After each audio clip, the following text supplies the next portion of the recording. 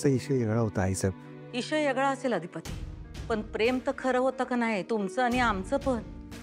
ते माहित आहे हो. बरं ठीक आहे, माझं सोडा, मी तुमच्या सुखासाठी काय वाटेल ते करायला तयार आहे. पण आज नाही म्हणलं तर तुम्हाला वेगळा मान आहे समाजात, वेगळं स्थान आहे. लोक काय म्हणणार? थोरल्या सरकारने व्यवहार केला येऊ. पण लग्न का झालंय हे लोकांना कशाला सांगायचंय? लग्न झालंय बास. अधिपती आमच्या दारात आमचं भाग्य आलंय आणि आम्हाला ते पाहिजे. तुम्ही नाही म्हणू नका. अधिपती आमच्या मनाचा तुम्ही आयुष्यभर विचार करत आलाय.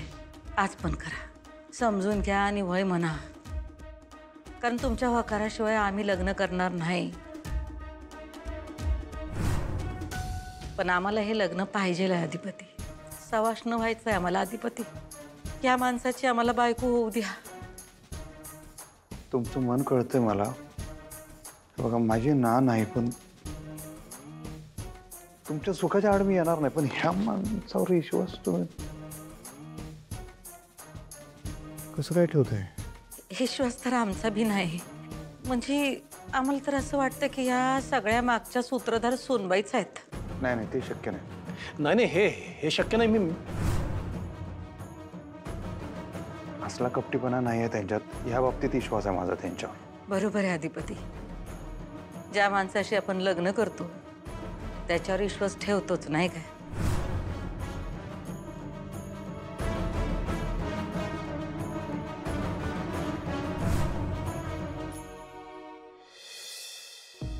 वहिनी कट केला त्याने फोन. म्हणजे मी सांगते काहीतरी गडबड आहे. आम्ही जातो. हा चालेल चालेल चालेल. तुम्ही जा, लगेच जा आणि मला सांगा काय झालं ते. हा हो, लगेच फोन करतो तुम्हाला. हा. पण वहिनी तुम्ही कशा जाणार? नाही माझं जाऊ दे, माझी काळजी करू नका. मला रिक्षा वगैरे मिळेल. तुम्ही लवकर पोहोचा. हां, आणि मला प्लीज इन्फॉर्म करा काय झालं ते. बाबांनी काही बोलत असेल तर नको करायला. वहिनी आम्ही बघतो आणि लगेच कळवतो तुम्हाला. थँक्यू भाऊजी, थँक्यू.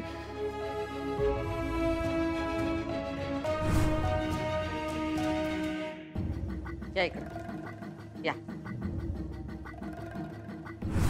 ठेवा तुमच्या पोराच्या डोसक्यावर हात.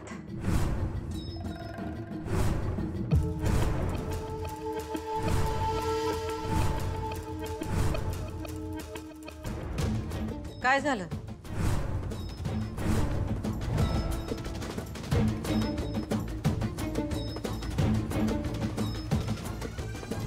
नाही नाही नाही नाही नाही.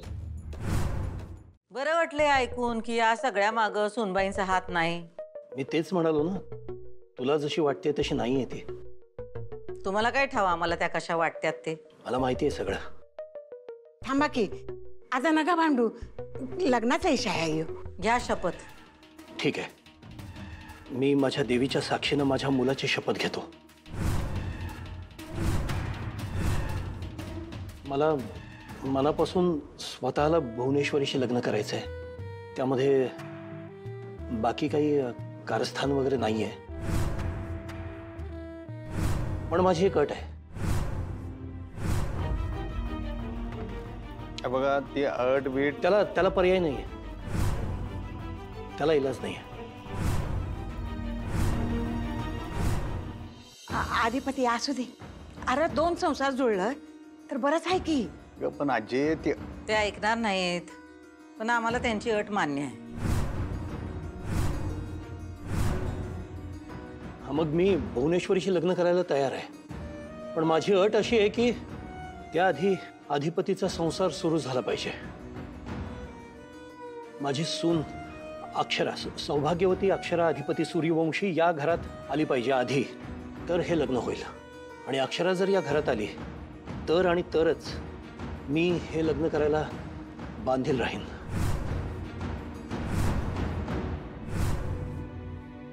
झालं? तुला हवं ते सगळं बोललो मी. समाधान झालंय ना तुझं? मी हात काढू? काढा. आता इशय अवघड करून ठेवलाय तुम्ही आईसाहेब. साखरे, अरे तोंड गोड कर. घ्या. नाही. चला आता जोडीनं पाया पडून घ्या. हा आई, हे सगळं आत्ता नाही. जोडीनं नमस्कार वगैरे ते सगळं अक्षरा घरात आल्यानंतर.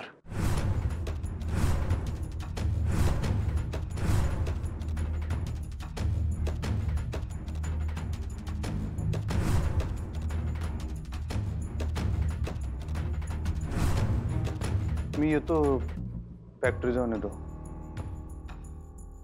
तोंड तर गोड कर.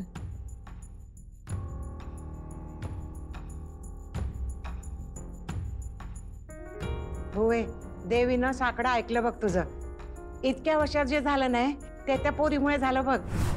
सुनबाईचा पायगुण चांगला आहे बघ. अगं तिच्यासाठी ते लग्नाला तयार झाले बघ. मी आज काहीतरी गोडाधोडाचं करते.